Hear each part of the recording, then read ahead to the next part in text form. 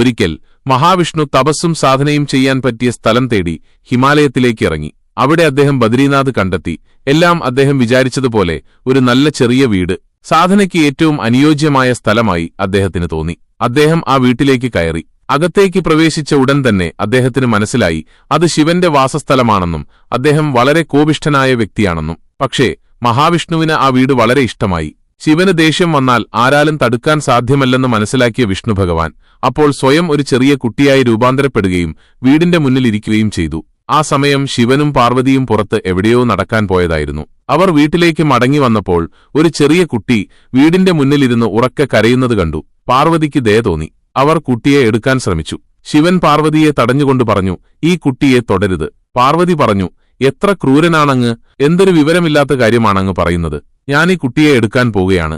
നോക്കൂ അവൻ എങ്ങനെ കരയുന്നുവെന്ന്. ശിവൻ പറഞ്ഞു, നീ കാണുന്നതിൽ വിശ്വസിക്കരുത്. ഞാൻ പറയുകയാണ്, ഈ കുട്ടിയെ എടുക്കരുത്. കുഞ്ഞിനോടുള്ള പാർവതിയുടെ സ്ത്രീ സഹജമായ വാത്സല്യം ശിവന്റെ വാക്കുകൾ അനുസരിക്കാൻ ദേവിയെ അനുവദിച്ചില്ല.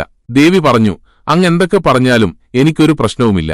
എന്റെ ഉള്ളിലെ അമ്മയ്ക്ക് ഈ കുട്ടി ഇങ്ങനെ കരയുന്നത് കാണാൻ കഴിയില്ല.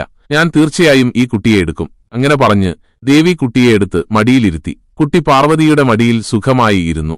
ശിവനെ നോക്കി ചിരിച്ചു. ഇതിന്റെ അനന്തരഫലം ശിവൻ അറിയാമായിരുന്നു. പക്ഷേ എന്തു ചെയ്യാൻ കഴിയും?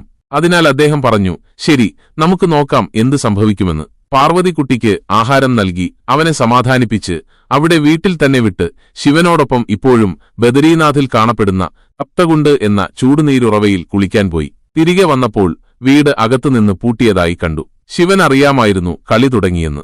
ആരാണ് വാതിലടച്ചതെന്ന് പാർവതിക്ക് അത്ഭുതമായിരുന്നു.